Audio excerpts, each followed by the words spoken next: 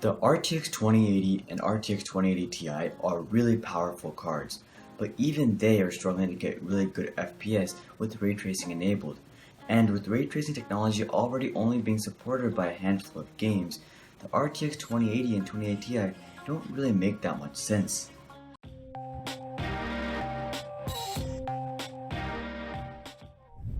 Welcome to Hari's Hobbies.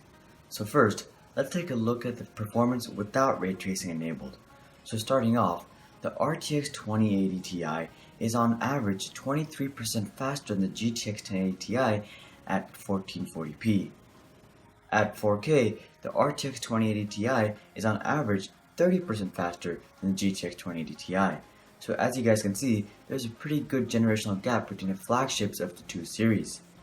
But the story changes with the RTX 2080. At 1440p, the RTX 2080 is only about 1% faster than the GTX 1080 Ti, and the same story continues with 4K. The RTX 2080 is only about 1% faster. Overall, the RTX 2080 and GTX 1080 Ti are pretty much identical cards. Now you may be wondering why I'm comparing these two cards and not the GTX 1080 and RTX 2080. Well, here's the thing.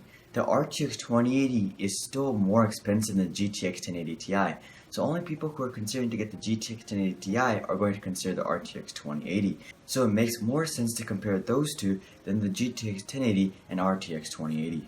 So as far as traditional gaming performance goes, the RTX 2080 Ti is a pretty good solid improvement over last generation. However, the RTX 2080 is really quite pointless even there. It is over $200 more than the GTX 1080 Ti, and yet it provides an unperceivable difference. And the RTX 2080 Ti is really not that much better, because while the performance upgrade is around 30% over the GTX 1080 Ti, the price is almost double at over $1,200. Now wait, am I forgetting something? Alright, the RTX 2080 and 2080 Ti have ray tracing technology, while the GTX 1080 Ti does not. But here's the issue with that. So here's what you can expect with the RTX 2080 Ti with ray tracing enabled. For Battlefield 5 at 1080p, you can expect to get around 60 frames per second. At 1440p, you can expect to get 40 to 50 frames per second, and if you're running at 4K, it's going to be less than 30 frames per second. Moving on to Metro Exodus, right now with the RTX 2080 Ti at 1080p, you can expect to get around 40 frames per second. The developers are hoping to get that to 60 frames per second in the imminent future. And with Shadow of the Tomb Raider, the same issue persists. The RTX 2080 Ti struggles to even reach 60 frames per second at 1080p. Right now, it is fluctuating in 30s and 40s. So overall, right now, ray tracing is only moderately playable for 1080p, and for 1440p and 4K, it is completely pointless. And that is just for the RTX 2080 Ti. So imagine how bad it will be for the RTX 2080. So overall, right now, ray tracing technology is pretty much completely unusable because of the utterly low frame rates. Furthermore, most games won't even support this technology in the first place. So in the end, while ray tracing technology is a really cool piece of tech, right now it really is just worthless gold. So here are my thoughts for the two cards. As for the RTX 2080, as far as ray tracing goes, it is pretty much pointless because ray tracing is already struggling to run even on the RTX 2080 Ti. And as for traditional gaming performance, the RTX 2080 is pretty much identical with the GTX 1080 Ti, so you might as well just save some money and go with the GTX 1080 Ti instead. The only reason that I would even consider the RTX 2080 is if it drops to $700 and the price difference between the GTX 1080 Ti and the RTX 2080 is less than $100. But even then, it is just as a novelty. I wouldn't actually use ray tracing on a consistent basis, so make sure to keep that in mind.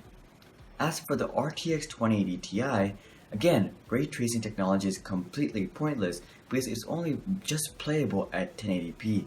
And anybody who can afford the RTX 2080 Ti is not going to be gaming at 1080p.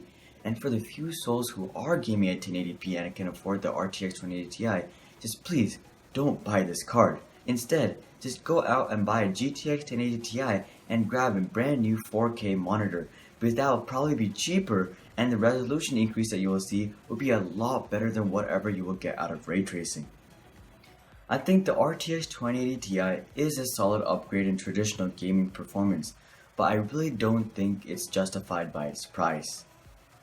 The only reason you should consider a RTX 2080 Ti is if you already have a max gaming setup with everything already maxed out, and you have a lot of money to burn and you have absolutely no other way to spend it, and you already bought an iPhone XS Max and you've already been down that road and you're just stuck, then yes, the RTX 2080 Ti is the perfect card for you, and you will definitely enjoy the 30 frames per second extra that you will be getting. But all jokes aside, both of these cards are really quite pointless right now, and ray tracing technology just isn't there yet. So just go ahead and get a GTX 1080 or 1080 Ti, because they're really both great cards and will last you for a very long time in the future. But that's pretty much all I have for you guys this time. So what do you guys think? Do you guys think these cards are worth it? Also, do you think Nvidia will launch these same cards but without the ray tracing technology?